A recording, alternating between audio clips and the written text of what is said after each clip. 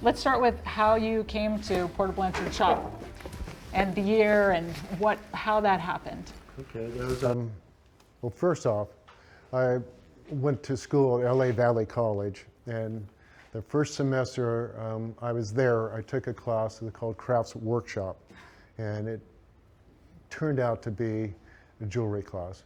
I was not really wanting to make jewelry or take that class after I found out what it was, but I'm observing the instructor, Zella Margraf, and seeing her, what a dynamo she was, and listening to what she had to say. She kind of won me over big time. She was really impressive.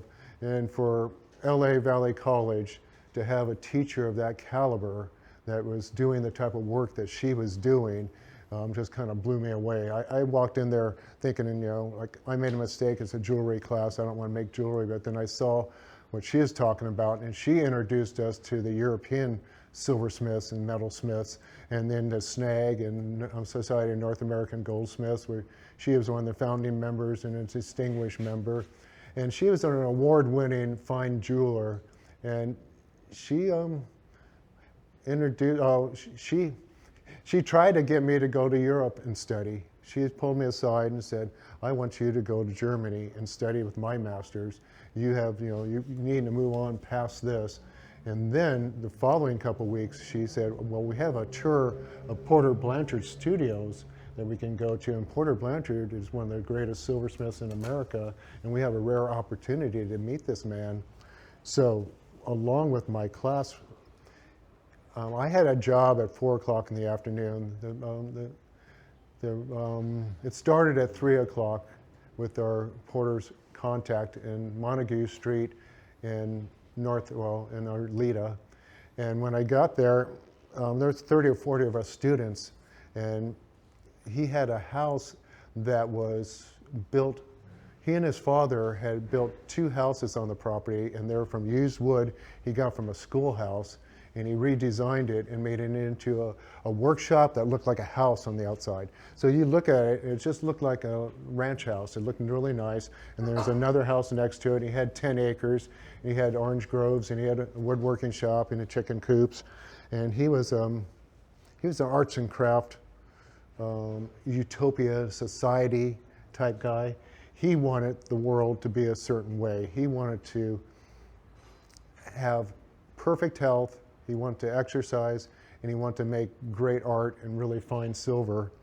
And so we went to his house on our student tour, and as we walked in and stuff, I was shocked. I'd never seen a shop like that. I'd never seen tools. It's like having things like this everywhere. The whole shop was just full of hammers and leather and wood and forms that I've never seen.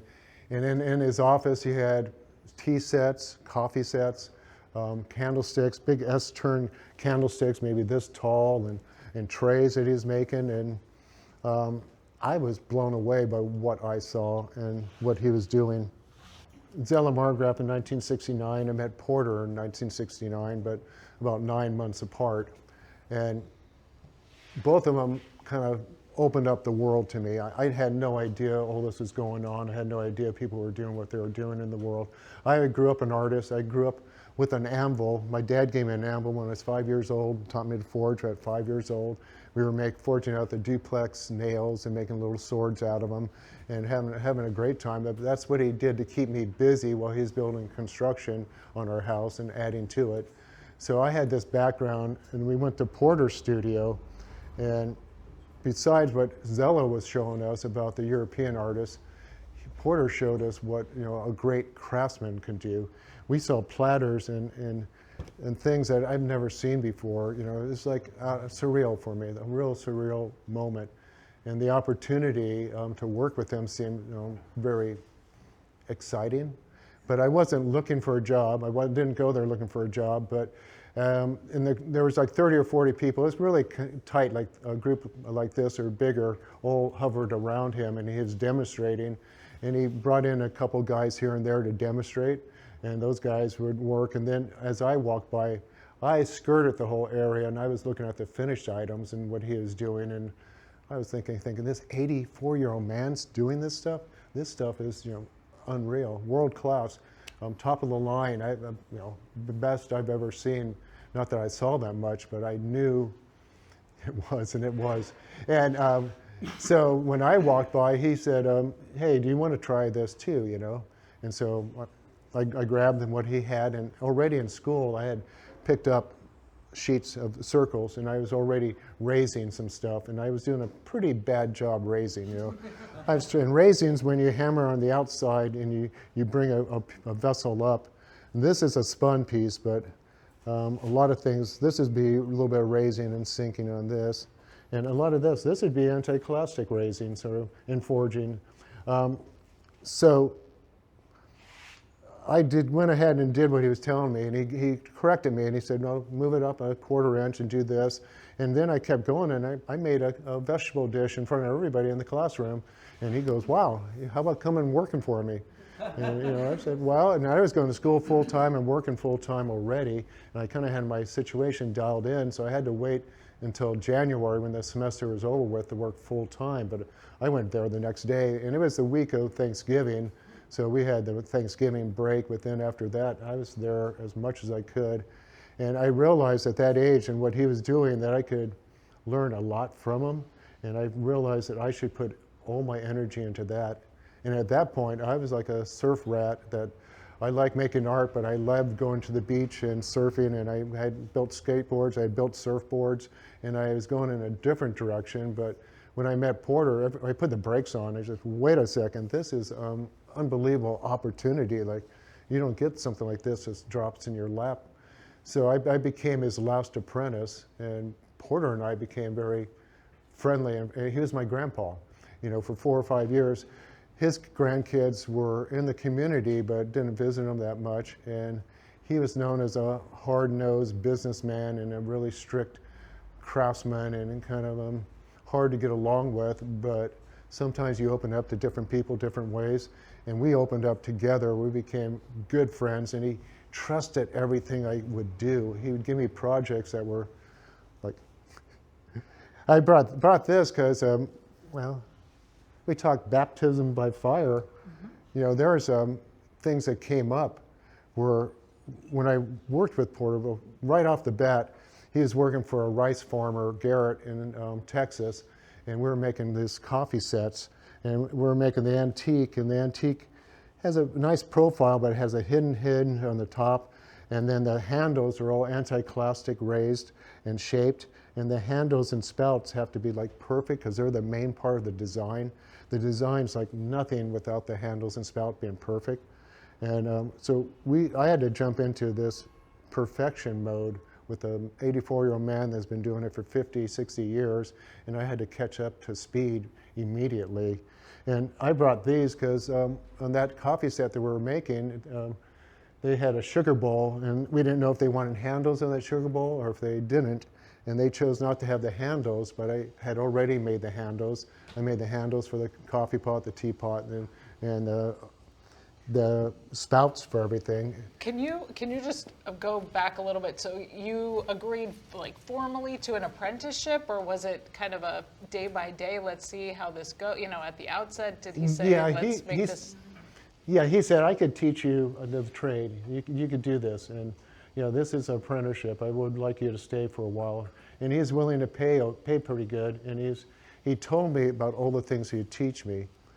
But, and the reality is, as we start going, he basically would hand me a drawing of the piece, and then I'd have to go work off the drawing. So he didn't have me, he didn't sit down and say, "Randy, you do this like this." I'd watch what he did, but He wouldn't explain his technique as he was? Not too much, a little bit. He'd show me the hammers, yeah, but he kept it pretty. And he was still very hands-on. There weren't other people in his shop who were? He was very hands-on. And one of the things with baptismal by fire is that for the Garretts, we made a silver platter that was almost the size of this table. It was 3 feet by 2 feet with a pie crust edge. And that takes about a month to make, and it takes 2 men to make it because it's so big. And so it had to be 2 men with a single thought. So the 2 of us were working together, and I had to move it for him. I had to move it as his hammering. and he could hammer 8 hours in a day. If he got tired with one hand, he'd go with the other hand. So here's this guy, he's 84 years old, and he's working 8 hours a day and doing perfect work. And I'm just amazed. I'm just kind of blown away. Like, how can this guy do this, you know? And that was just the beginning, you know. Like, as the months went on, well, another thing that came up is like, I was thinking of everything in order. I was thinking of what we did for the Garretts. So we did the coffee set and the tray, then we did water pitchers, and we did the Mayflower, and something like that is very subtle, but the handle, once again, is like the main design element. The shape of the body has a shape to it, and the lips have a certain shape to it, but you have to get everything perfect. If everything's not perfect, it doesn't look like anything. And he has drawings, he has photographs, and he's been exhibiting these for years, and he knows what it is. So, and he did not have an inventory of prior pieces. All the work had been commissioned and was sold, and it wasn't like you were looking at, you know. no, he did have some pieces in the safe that we could look at. He did have some coffee sets and some pieces, but not much. And because everything was bought as soon as he finished it. And he would sketch before making his he designs? had, no, he like Arthur Stone, he did the same type of rendering as the Arthur Stone shop did. And you probably should explain who Arthur Stone is. Arthur Stone was one of the foremost American silversmiths. And Arthur Stone, when he first formed his own shop, he brought in George Porter Blanchard, Porter's father. So that's where everything came from. It was like Arthur Stone and George Porter Blanchard working together and making these products. And Arthur Stone's work is just like the best. It's like and just incredible. The man's really gifted in his reputation, his chasing on the raised vessels and things. And we're talking about late 19th century onward into early 20th century, just in terms of timing. Well, yeah, 1901 to 1909, they started the Arthur Stone shop. In 1909, George Porter Blanchard left it to go and start his own business. And he was a spoon man, so he made spoons, and he made very delicate, very beautiful spoons that had long, thin necks on them. And he made a lot of cocktail stirrers and a lot of muddlers. So he had these long pieces with straight, I have them at home, I forgot to bring them, but I didn't want to bring too much because silver is so darn valuable now. I didn't want to carry around $10,000 worth of stuff, you know. It's a beautiful spread. Yeah, this is all I can afford to lose here. And even that. Not going to happen. Yeah. Yeah. And so Porter was always trying to mimic Arthur Stone. They kind of dressed like him. He wore a schmuck around when he got his photos taken, and he posed with the same sort of image as the photograph. So, and the drawings were the same and laid out the same. So Porter had architectural shelves that you could just open up, the flat shelves, and you can open it up and see all the drawings that he had done and professionals did for him, and all the things they were capable of doing. And all those, when I bought the business, or when all the tools came to me, the drawings did not come to me. There was something separate that the owners of the drawings wanted more money than I had for the drawings, so they donated them to, you know, Huntington or somebody. But, you know, it's kind of a shame to have the tools and everything that's set up to make these designs, but not have the designs. But I really didn't need too much of that because I already understood them and already had done them for years. Yeah, so. You mentioned some of the clients originally. You said Gayhart and you mentioned Mayflower, but who were some of the clients even before your time with Porter? Any interesting stories, and then certainly once you were there? Yeah. Right off the bat, there was a modernist movement happening at that point, you know. Porter he became the president of the Southern California Society of Arts and Crafts, and he's a founding member. He's the one that started the Society of Arts and Crafts in Southern California. He became the first president, and in doing so, he met Kem Weber and modernists like that, and Kem Weber was at Barker Brothers. He was a German, and he went by Kem, so kind of disguised being a German a little bit at that time, because he first came over in 1914, and then the war broke out, and then he was a German in America during World War I. But his furniture and stuff was very collectible, and everything he did was like golden. And he and Porter collaborated, and Porter and Kim and the other architects going on at that time all collaborated, and they had a house, I think it was King Row or something, where there was an architectural style house with benches across where they'd have architects would put their mock-ups of the houses they want to build. And then Porter would have his flatware next to it, or the vessels that he thought would go with the contemporary parts. But in doing so, Anne Harding was an actress, but she was in more like plays at one point. She was nominated for Academy Award for her movies, but at one time in the 1923 and 24 and 25, she is in New York, and she's the top play or actress. She was an actress, and this is the design that she and Porter worked on. And this was one of Porter's designs called Commonwealth, and it's because of the two of them. And we've been playing with that. We keep getting people that want the same pattern. I'm making some of these in my shop right now. You know, this design's going out to, you know, Boz Scaggs is going to get 8 of these. No, yeah, 8 of these coming up. He already got 8 of these and 8 of those. Beautiful. So these are. Which other designs are still alive? Aside, one more. I just want to manage the artist or his clients. Yes. Because his clients were Joan Crawford was his biggest client. Like Joan Crawford had a room this size that had shelves on it, and it just was packed. There was hundreds and hundreds, maybe 1,000 pieces in there that was Porter's. And so she and Porter were really dear friends, and they talked on the phone every day for hours. They were like best friends that never met. They were both like kind of like that, you know, like she didn't really want to meet anybody. She wanted to be at home, and Porter, and so Porter loved that aspect. So she is great, and Cary Grant was another one, and Cary Grant, Joan Crawford, she wanted the oval Georgian scroll. And the oval Georgian scroll is a coffee set that's oval that has to be hand raised. There's no spinning, no quick way of producing it. It has to be made from a sheet, an oval sheet, and raised up by hand in a certain fashion. And then it is all fluted like this. We did a lot of parallel line fluting in those days. And so that was Joan Crawford.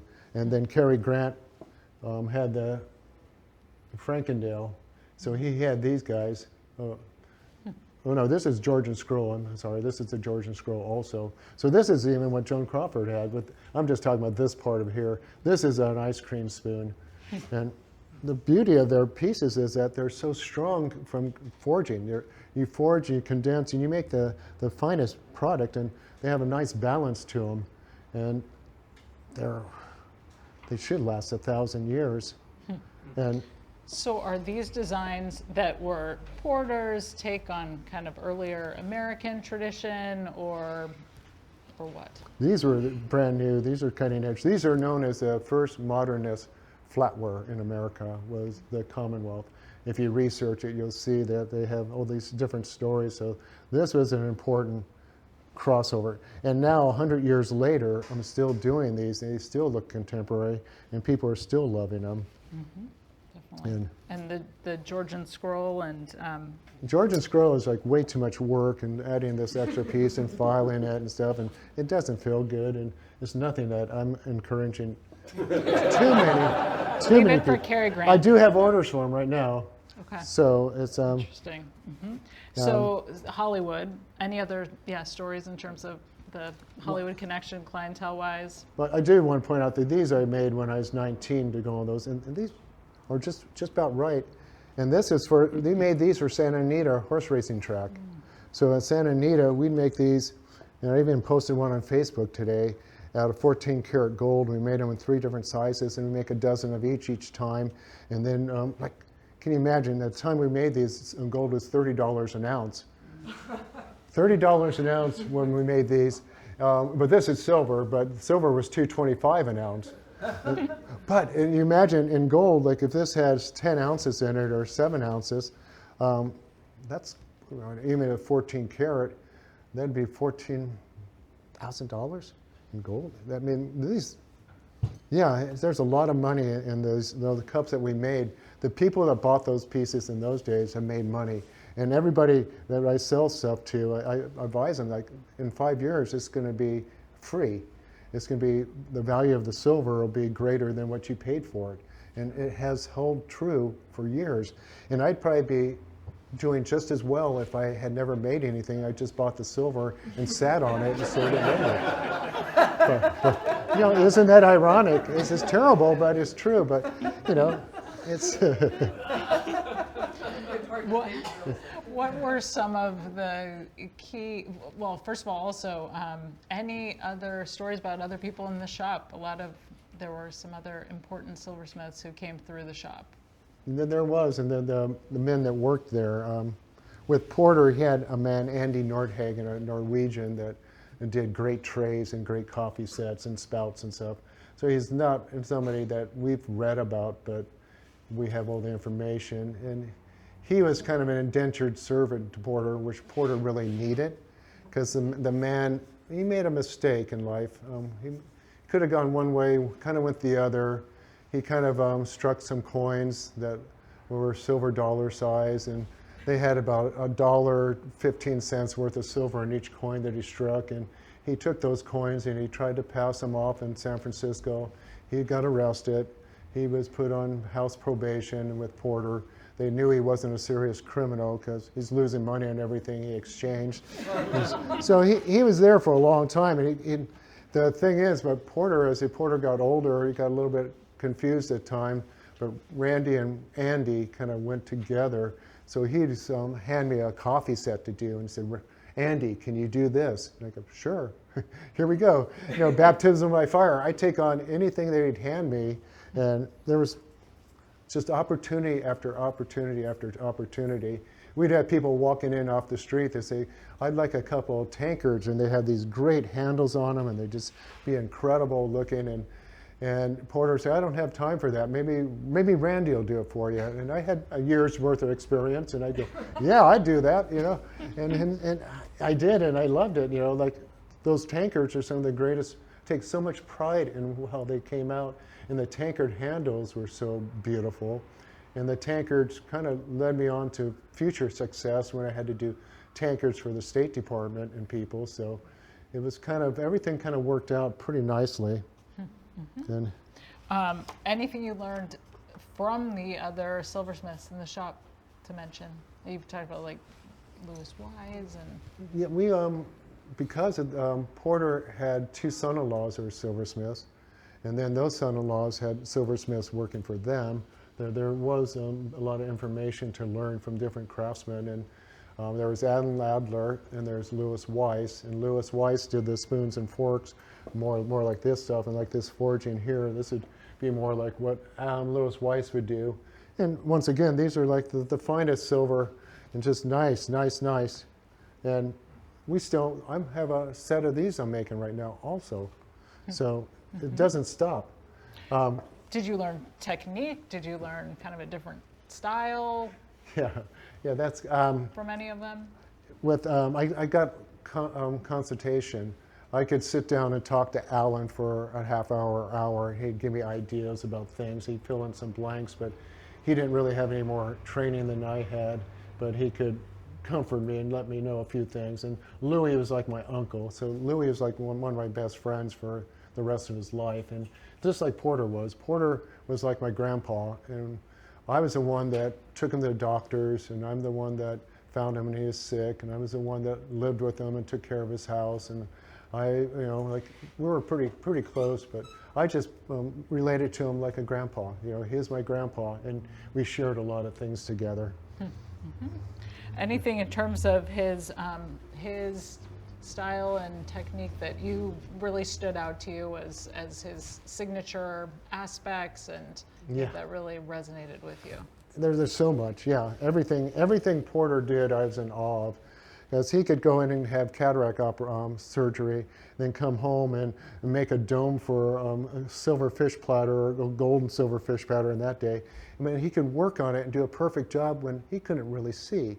You know, when I did some drawings and some sketches of how the fish are supposed to be chased and stuff, he couldn't really tell what I drew because he goes, "I can't see that well." But he could hand raise a top dome of a top of a fish platter that's, maybe 2 feet long by a foot wide or less, and maybe 8 inches tall. And then on that we had gold dolphins, and the thing at that time is $45,000, and this is 1970. And so there's so much I could learn from that man, and he was so willing to kind of share it and give me those opportunities to just jump right in. And even when I was speaking about these, the gold cups, when we did gold cups, he basically showed me how to anneal some. They showed me a little bit about the spinning and stuff. And there's another man there who was my age, and he and I were like great friends. And he did the spinning, and I did the spinning, but he was there before I was, and so the two of us could fabricate most everything. But we made about 50 of these in gold, and in the chasing and stuff. The first thing I ever chased was a gold cup. So before I ever picked up a chasing tool, never had a chasing tool in my life, and all of a sudden I had to take the chasing tool and go down these gold cups. And it pretty much would give me ulcers. My stomach was really getting worked, because I'm nervous, but that's the same thing I learned about silversmithing, that all this stuff is so exciting and so dangerous and so on the verge of collapse.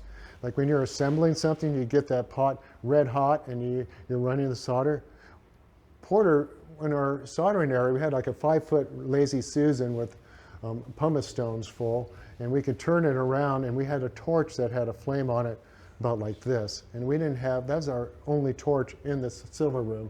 And we were soldering something, we had to get everything red hot, and we did nothing but stick soldering. So we get it red hot and touch it and get the solder to flow, and everything just flowed out perfectly. And I think his bravery in attacking these things and watching his no excuse and no fear was like what we needed. Because so Greg and I were both fearless. We saw what he did, and we were fearless in what we could do. And even when we thought we were going to buy the business, and the first order that came for our own business was 10 of these out of gold, and we were going to make $10,000 that week to put towards buying the business, but after we had that good earnings, had that good week, the family found out, and they, Porter at one point wanted to leave the business to his craftsmen, like Sam Malouf did or something. He wanted to share it.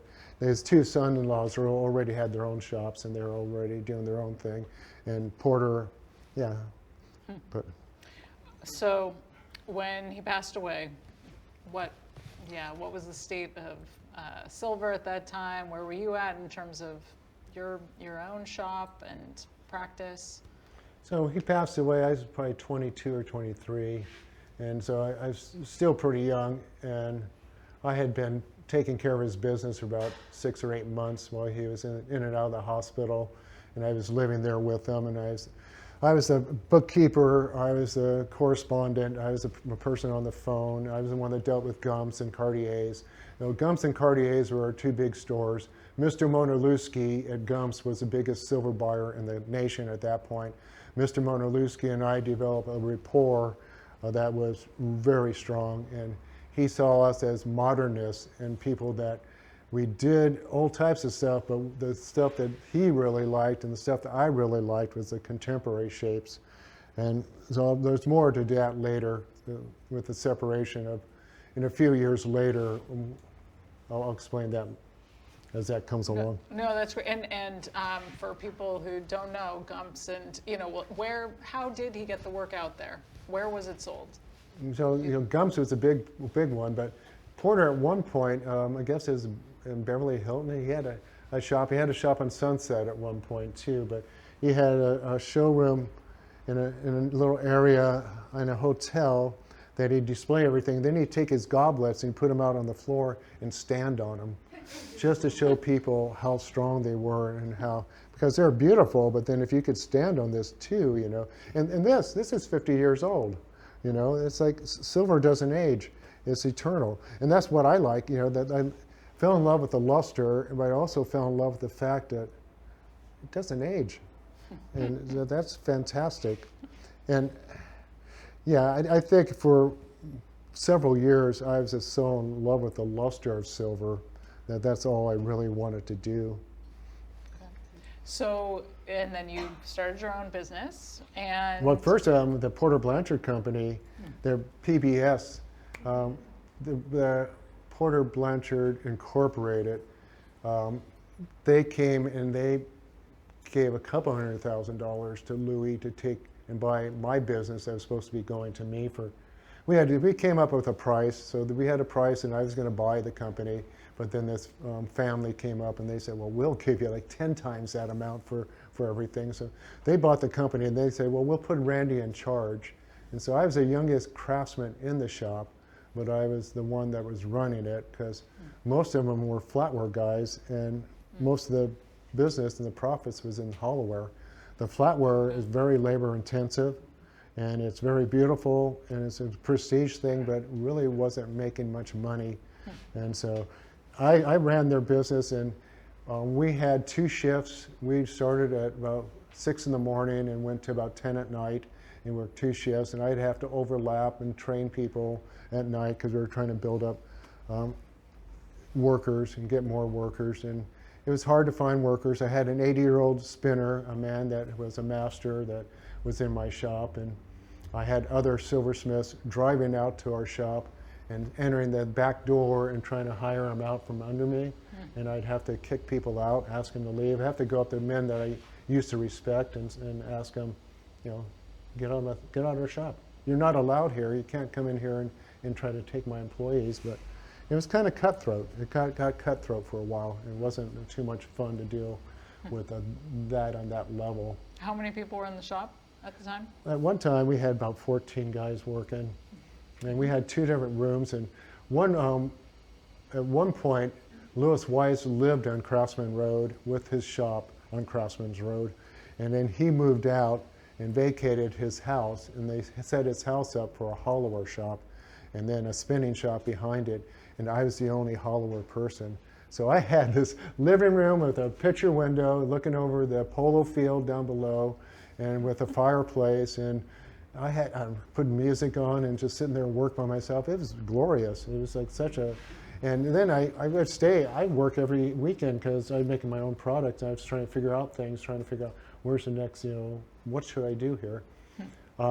But at one point, Mr. Monalewski came up to me from Gumps. So Gumps is the best silver store in the nation. In the nation, they're the #1. I've been working with him for 5 years.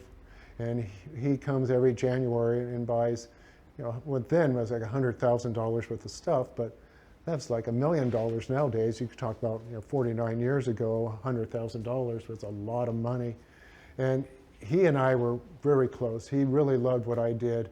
And he didn't like what the Porter Blanchard people were going, the Porter Blanchard Inc. They were not artists, they were not designers, they were business people that bought the company and wanted to make it a certain style. But it was more retro and more colonial looking. And they said, Randy, we don't want that.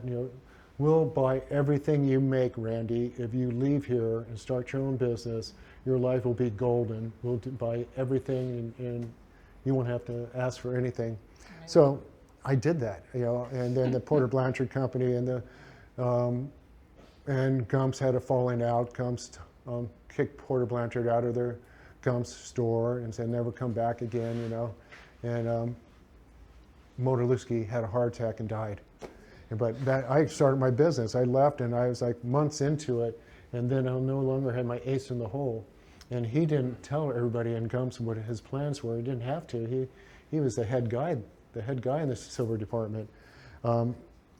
So I was out without a paddle. I'm sitting there.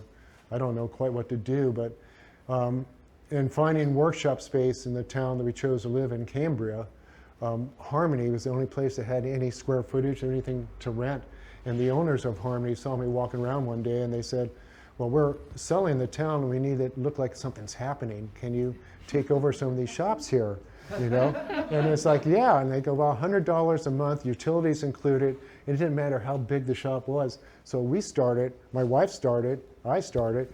She started a gallery, a 3,000 square foot gallery. I had part of the barn and part of the other office, and we were doing that. And we had priests coming in. We got discovered by Father Scott McCarthy, who was a San Luis priest that loves nature, but he bought a chalice, and then he told his friends, and they came over and they bought chalices. And pretty soon we're making chalices. And then we're making processional crosses, and then we're making tabernacles, and then we're making monstrances. And all this goes back full circle, because when I worked with Porter or worked with Lewis Weiss, I had Peter Lesh, and he was an 86-year-old man that would come in, and he'd have his tweed suit and his bow tie, and he did these contemporary chalices that were beautiful.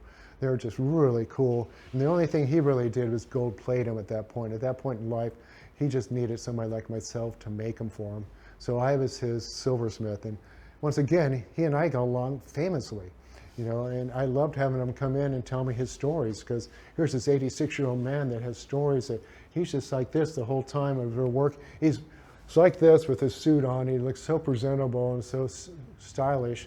And he's just giving me a little bit of advice, but you know, he was going to leave me all of his tools also, but once, like Mr. Monolewski, when we moved out of LA and went to Cambria, he passed away also, and I only had a few of his hammers and a few of his drawings, and he was gone.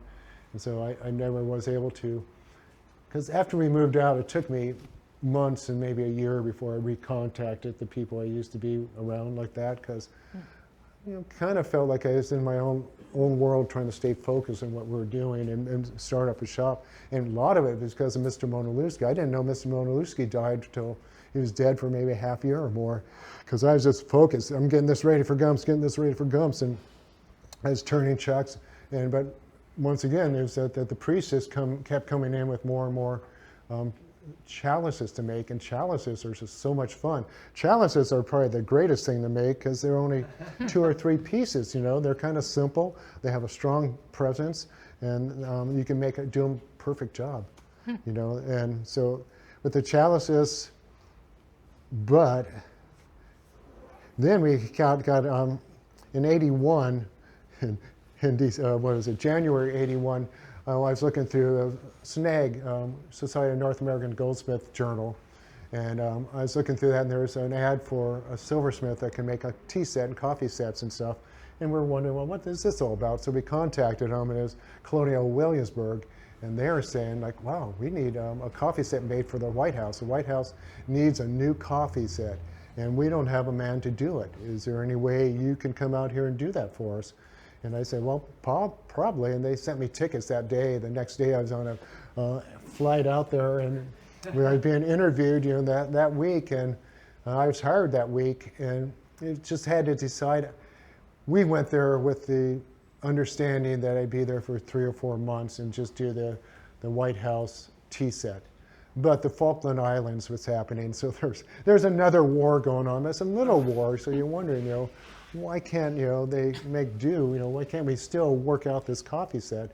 But we never did, and so they said, well, how about making presidential gifts? You know, let's make up some pieces that we can give to other dignitaries.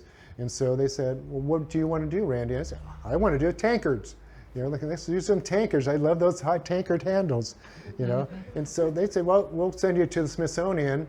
So I went to the Smithsonian warehouse, and I had a pass, and the guard let me through, and I was the only one in this building that looked like a Costco with the racks of shelves that went up, you know, 10 feet up in the air, and ladders and boxes everywhere, and written down little stuff. And I had to go, and it took me 3 or 4 hours. I had to open up boxes and pull everything out, look at everything, line the tankards up, and see which tankards I thought was the most attractive. And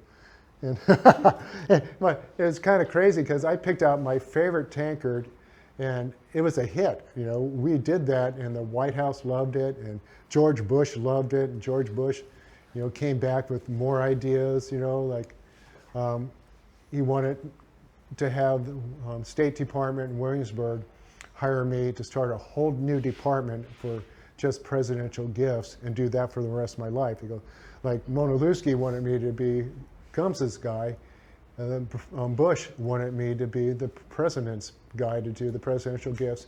And they you know, they gave us a proposition that most everybody would have accepted, but I was thinking about California, and I was thinking about, I want to be back here by the ocean. I want to be in the ocean.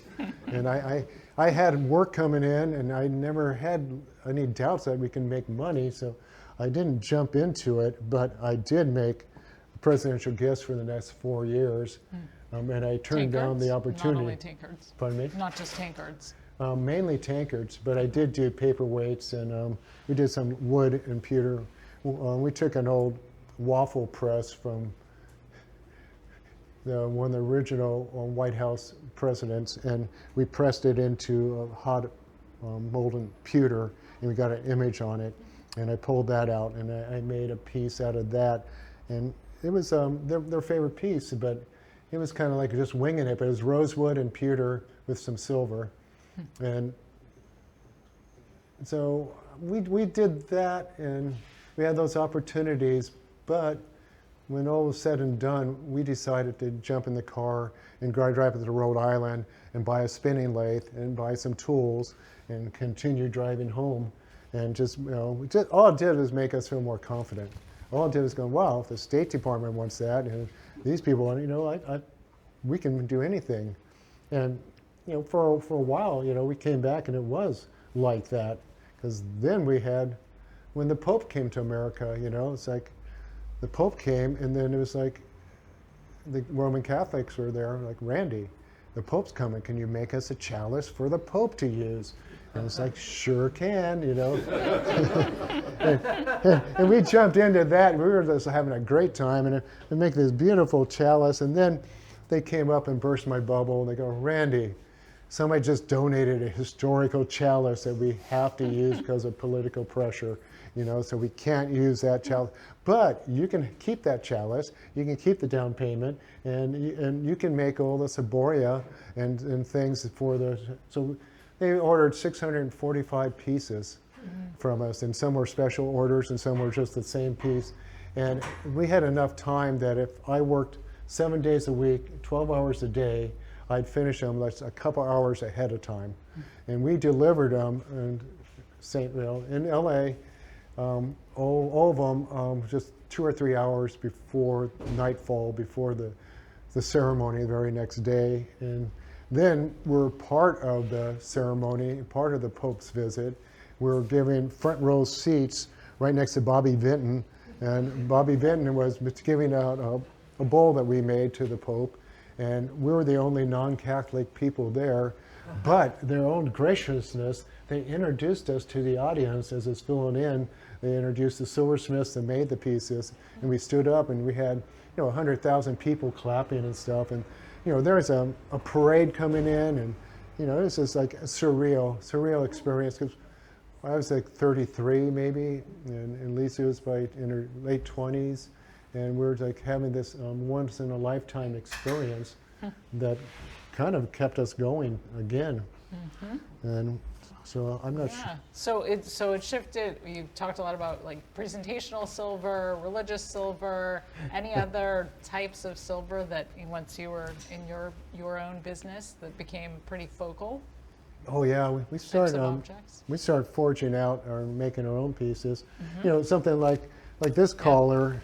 I made this first time 45 years ago or something, and we've been making it ever since. But it was the beauty of forged silver is you lock in place the piece. You hammer it, you work it, and it's not like soft silver. This has a spring and a memory. It's there, and it doesn't change. And this piece, this one here might be 20 or 30 years old. We make them custom when people come in. We make different collars. And this one has won a couple of prizes for us back 35, 40 years ago, where we haven't used it since. So I usually, the pieces I brought here are pieces not all of them. I don't want to lose this. I gave this to my son-in-law for a present, and I don't want to come home without that. That would be kind of bad. But this is forged out just like these pieces are forged out. But it just shows you like the extremes that you can go to in forging something out and what it has to it. It's. Does that have a name, that design? Oh yeah. Got it. Not quite so high. Yeah. So when did you start this design? This design was just a fun thing for me, and when I was thinking salmon slice, and to me, this design represents the river flowing down to the ocean, And so the salmon, doing the salmon run. So this is the ocean to me, and this is the flow of the river down. And this is a one-of-a-kind piece and that's what we start doing. We start doing more one-of-a-kind pieces. I didn't feel the pressure to have a group of people working with me in the shop. I felt the liberation of having a one-man shop, but I did want to have one or two people working, but it was liberating to be by myself. I could take my surfboard and drive by the ocean. If it was epic, I could go out and have a good time, then go to work. I usually would travel with my surfboard and a bucket of water and some food, so that I was always ready to go at any moment in any direction. And it was a great lifestyle. So many of your designs feel like they're influenced by your interest in the ocean. You have a lot of wave.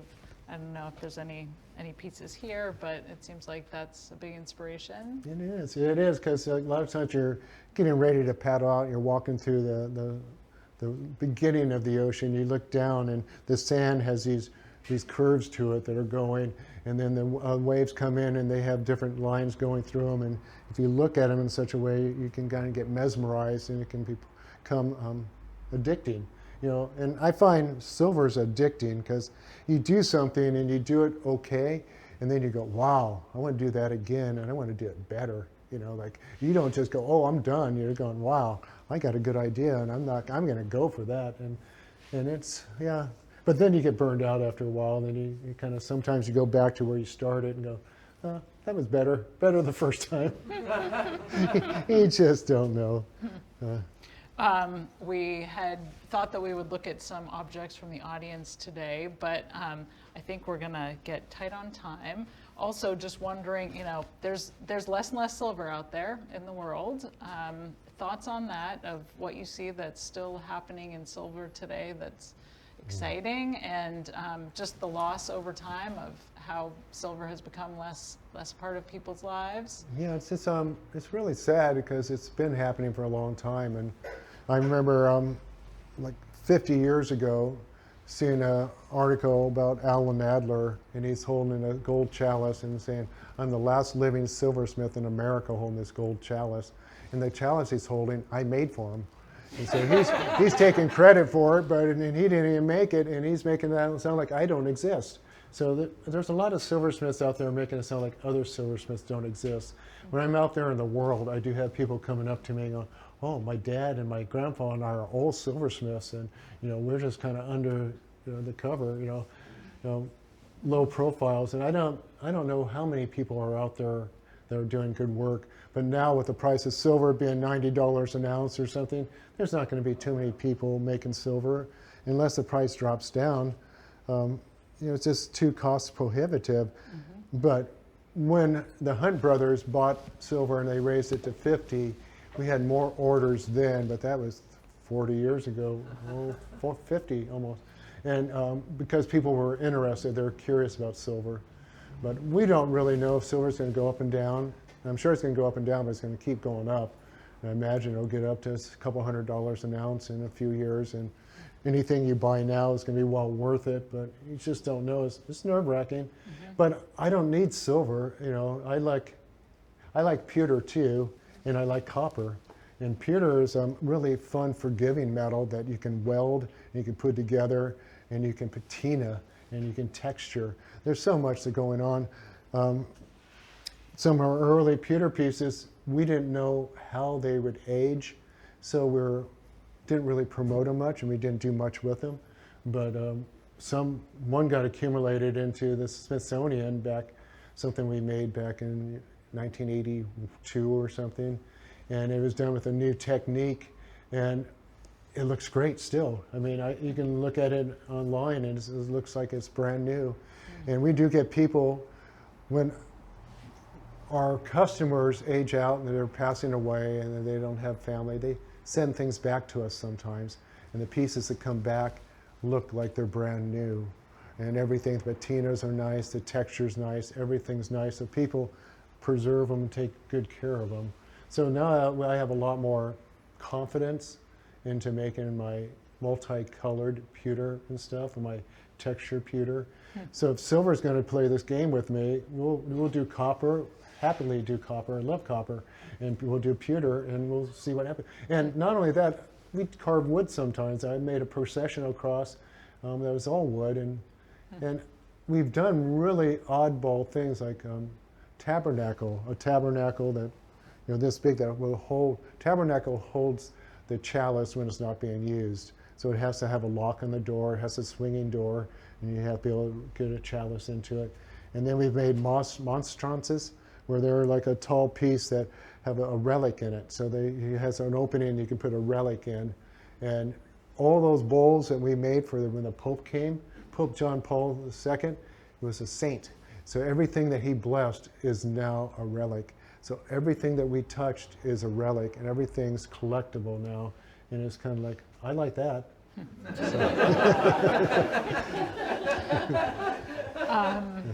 Backing up to what you said as far as the silver being relatively inaccessible cost-wise for somebody starting in this field, you have workshops at your studio and you teach. Do you want to talk about that at all? How somebody can get in at this point? Yeah, most of our students don't hesitate. If it's $300 worth of silver to make a bracelet, it could be it used to be $300 to be the finished price of the bracelet. Now it's $300 before they even start it, and they don't hesitate. Like, let's have a bracelet, and they're jumping into it, and they're excited. And I see a lot of excited people, and they're not hesitating to cross that threshold of cost. So I'm watching and observing. I watch and observe, and I love having students. I watch them make mistakes, and when they make a mistake, I go, "Wow, that's a good design. I'm gonna work on that later," because we're working on things together, and I'm talking them through their projects. And sometimes we get going in a direction I would never go, and helping them correct it, we see things happen that are wonderful, and things happen where I'm excited today. So I've been a 55-year silversmith, and I have so much enthusiasm for it still. I haven't learned so much. There's so much I still need to learn and could learn. Not that I have to, but I'm still excitable, very excitable boy. Yeah. Clearly, yes. Well, we have a couple minutes left for questions from the audience. We didn't talk about the ladle, I don't think, but at Tony's tomorrow, I'm going to be forging. I have a copper ladle that I have, and I'm just going to have a hunk of silver that I'm going to show you. I'll set you loose with a bunch of power tools. Yeah, we can do a little competition, see who can do it fastest. It'll be 30 minutes, and it'll be 3 hours. Yeah. You were talking about Alan Adler. I got a bunch of spun pewter pieces, so if you want to do any planishing or like fluting on a piece, however you want to do that, because basically for what do we got, 2 hours, 3 hours tomorrow? 2. Randy will start forging out a spoon out of a piece of copper. And we'll probably just get to a point like this. Yeah. But it might be a bigger spoon. And then I got big chunks of copper, like I was teasing you with earlier, so we could make I can start forging out something, do the initial forming on the power equipment, and then we can refine it. So, But, Wait, silversmiths don't share things. Yeah. We do our own. This is what a spout looks like. This is a teapot spout that could go on the antique pot. So this has to be made three-dimensional, and it has to be made three-dimensional with hammers like this and into pockets. And at Tony's, I'll show you some of the tools I use for shaping these. But once again, we had a new used car we came down on, and we had car trouble. And I didn't bring down everything because we're here to load up stuff. I came to pick this stuff up, and we don't have room in our car for too much. And people need to go to your studio and visit you. We have a studio. It's incredible. Yeah. You've seen the studio, yeah. And you've been at the studio. And having Porter's and George Porter Blanchard's tools like that is a blessing, but it's also, well, in my mind, I think of how many hundreds of thousands of hammer blows and the energy these guys have used to work in these tools. And, it's kind of a spiritual experience sometimes. I feel very close to them and very close to the whole process. And I would like to keep silversmithing going and do my part. But as my age, I could die any day. You just don't know in life where you stand. But I'm pretty happy as we are. And We're glad you're doing great. Any other questions for Randy? oh, I want to. Oh yeah. Okay, Porter used to do things that, bizarre things that he would do. He did telephones, so rotary telephones. They're the ones that are plastic, hard baked like, whatever they are. He encased them into this silver shape that was mirrored the shape of the plastic with all these wonderful hammer texture, little tiny hammer faces that would put these little, and then he'd repoussé this handle, so the handle part. The one that I've worked on had a reclining nude, so we had a lot of naked women around. So a lot of things we did had naked ladies, and even the swimming pool that I refurbished back there, he had me paint a naked lady on the bottom of the swimming pool, and so we had them all over the place. But with the gold phones, there was a store in LA at one time that carried a bunch of these phones. And they were just exquisite. You can't really find, if you go and try to research them. I saw a couple photographs, but since then I've never seen anything. So some of this stuff I've researched in the past and I found, I can't find it. I can't re-find it. And it seems very suspicious or odd that it doesn't come back up, and I don't know really what's happening. I know that some of those phones are so collectible. Cecil B. DeMille was given one, and a man I know got it from his estate, and he's saving that as his retirement in life. So he wants to retire on that telephone. Amazing. Wow. So it's just. Okay. Well, anyone who wants to ask you questions after we adjourn, you will be here for the moment. Is it something else you wanted to add? There's something else that I think is really exciting. When Porter was working with Ken Weber, this is like in 1923, 27, and it's like Ken was the modernist that was working with Barker Brothers, but he was running Barker Brothers. He was in charge of everything there. But he and Porter got on a line of making some pewter pieces. And one of the pewter pieces was this candlestick, of 3-tiered candlesticks, 2 of them. And it was interesting construction. You should check it out online. But Yale University bought it for $97,000 only about 10 years ago. And there's other pieces, other rectangle pewter pieces with pewter and ebony, $50,000 pewter bowls that are about this big. So they're really collectible and really held in high esteem. So he hit a home run with those, big time. And I just want to point that out because I've never seen a piece of pewter that valuable. I've never seen anything like that. And so, and people should know that you can make a $100,000 piece of pewter. Like, I don't doubt that someday the piece I make is going to be valuable out of pewter. Sadly, after your lifetime, like it was for him, though, I hope not. His, probably after my lifetime. I'm not going to get the rewards from it, but I enjoyed the pleasure of doing it. There isn't a day I have a bad day in my shop. I don't sit in there and lament. And by myself, in my shop by myself is fine. I don't need entertainment. If I have students there working with me, I get excited by the processes we do, and I get excited by their excitement. And you should see how excited the students get. They can't wait to get in there, and they don't want to leave, and they push it. Every time I give a project, they want to do a little bit more, and they push it so we don't quite finish on time. It's like, calm down. But everybody's, there's excitement still in this world. So even though all this other chaos is happening, there's a level of excitement, enthusiasm, and I still get giddy and I get nervous, and coming here and talking makes me very nervous. I'm not a public speaker. I don't go out and talk to people ever.